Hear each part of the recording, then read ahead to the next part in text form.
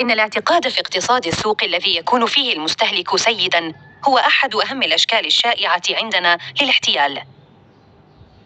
ملخص كتاب اقتصاد الاحتيال البريء، تأليف جون كينث جالبريث، بصوت ولاء خوالده. يجادل أستاذ الاقتصاد في جامعة هارفارد جون كينيث جالبريث بأن نظامنا الاقتصادي الحالي يقوم على الاحتيال، ويعرف الاحتيال على أنه أي فعل يتسبب في ضرر أو خسارة لشخص آخر دون موافقته أو علمه.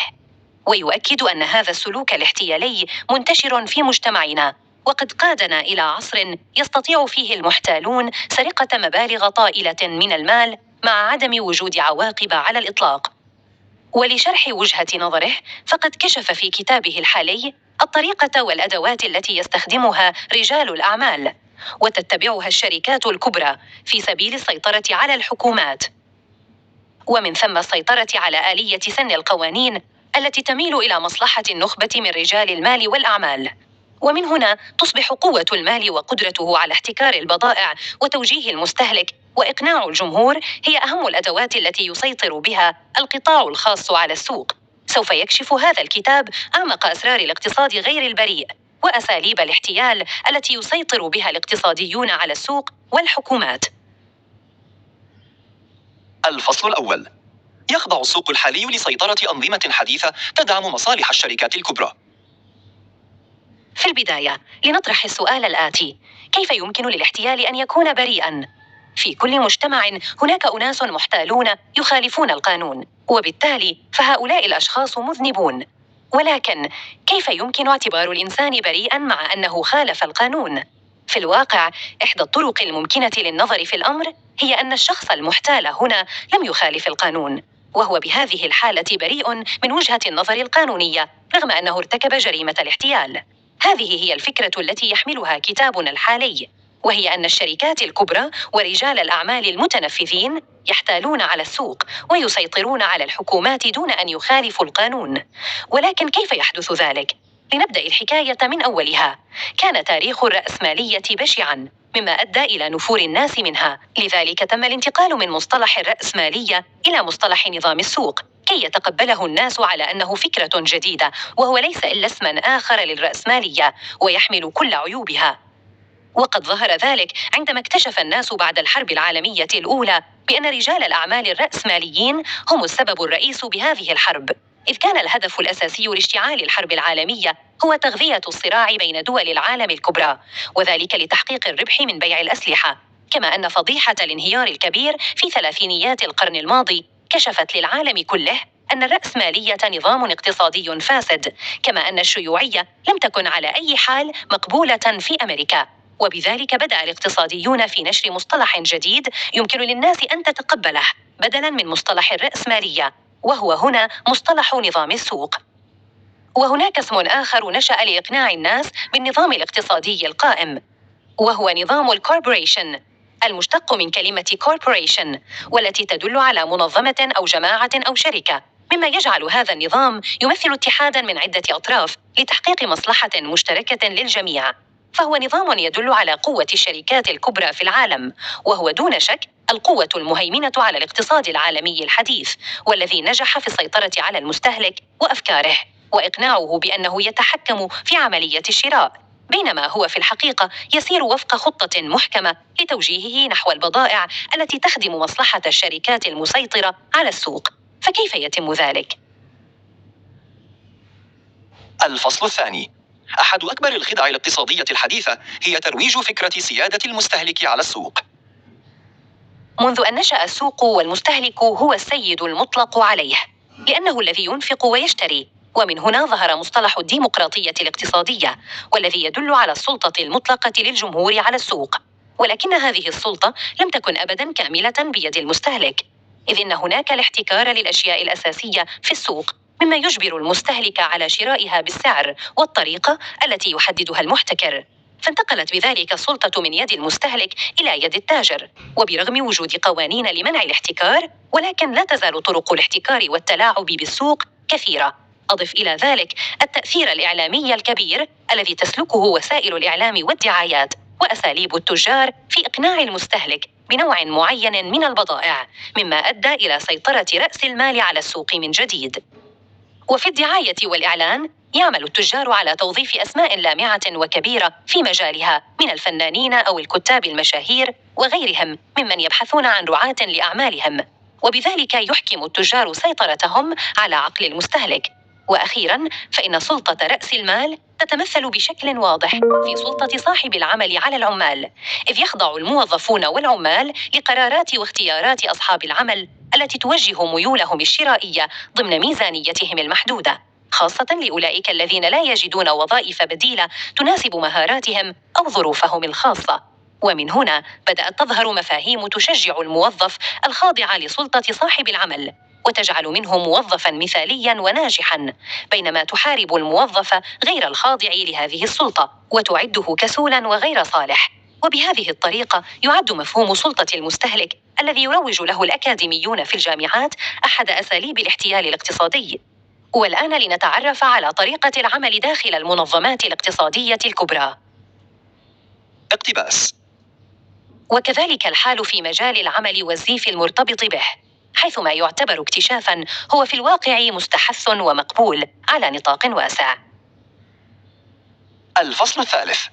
يسيطر رجال الأعمال على القطاع الخاص، والذي بدوره يهيمن على الحكومات والسياسيين. تسيطر البيروقراطية على النظام الكوربراتي، وهي السلطة النابعة من فئة محددة أو جماعة خاصة تسيطر على كل القرارات والقوانين الخاصة بالمجموعة. وفي الواقع فإن الشركة تكون تحت إدارة شكلية خاضعة تماماً للمالك الذي يأمر ويدير من خلف ستار. وهذا أحد أشكال الاحتيال، ومن مظاهره وجود مجلس إدارة تضعه الإدارة الكوربراتية ويخضع لها بالكامل، بينما وفق اللوائح والقوانين تكون قرارات هذا المجلس نابعة مما تم مناقشته مع حملة الأسهم وأعضاء مجلس الإدارة. ولكن الحقيقة هي أن كل القرارات تأتي من سلطة المالك، ولا يتم الاعتماد على قرارات حملة الأسهم وأعضاء مجلس الإدارة الذين يجتمعون مرة واحدة في السنة معتقدين أنهم المسيطرون على آلية صنع القرار، وهم لا يعلمون أن قراراتهم لا ينظر إليها على الإطلاق. أضف إلى ذلك، في الولايات المتحدة الأمريكية مثلها مثل باقي بلدان العالم، هناك اعتقاد شائع بأن السوق ينقسم إلى قطاعين، هما القطاع الخاص والقطاع العام، وأن هذين القطاعين منفصلين عن بعضهما ولا يتأثر أحدهما بالآخر.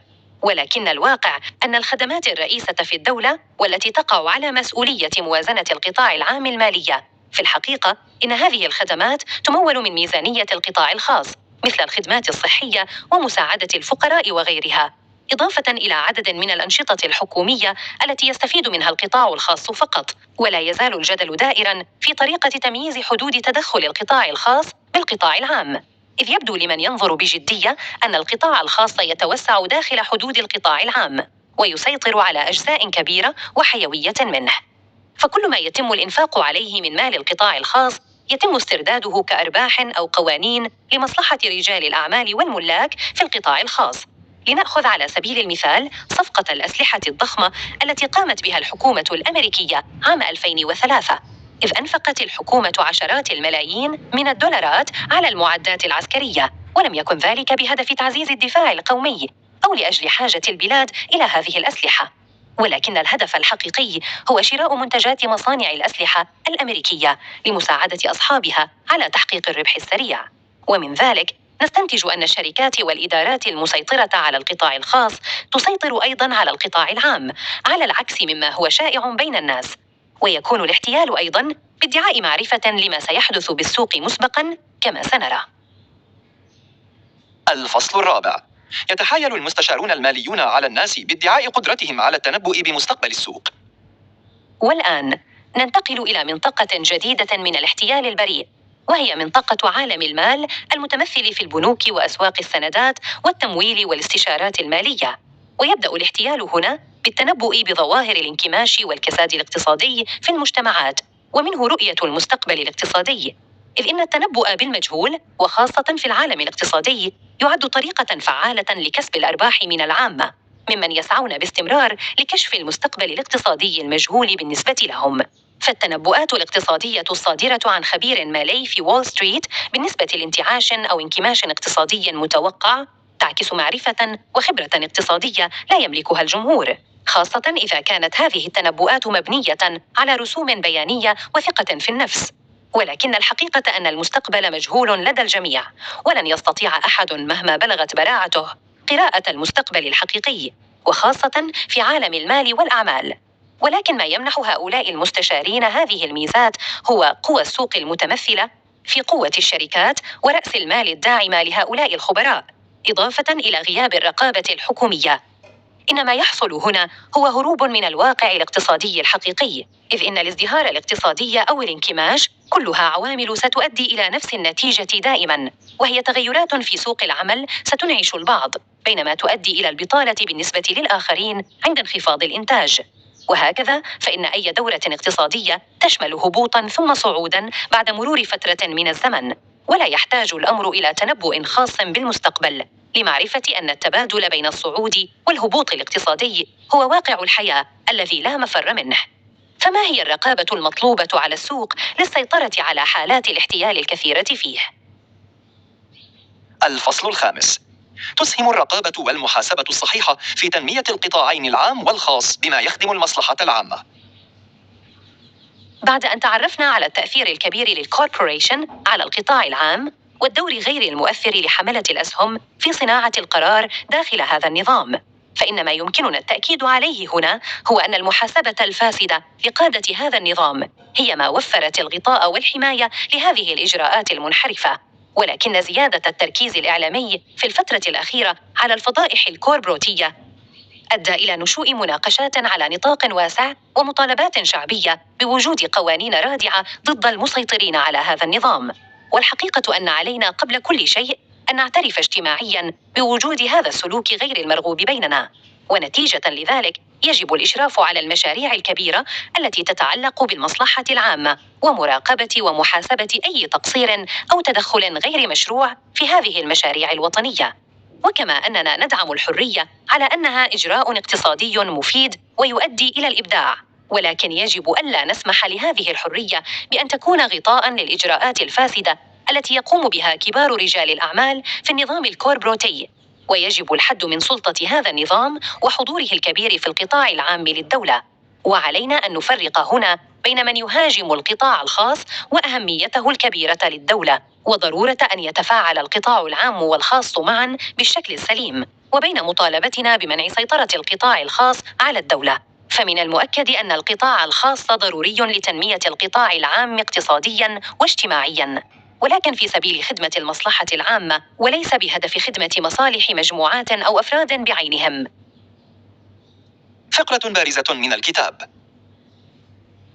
طوال كل هذا الوقت كانت المؤسسة العسكرية من أنصار الحرب، وفي الواقع كان هذا مفترضاً، وقد كان ملائماً وظيفياً أن كل من القوات المسلحة والصناعات الحربية ينبغي عليهما تقبل الحرب. وأكرر أن هذا كان أمراً مسلماً به.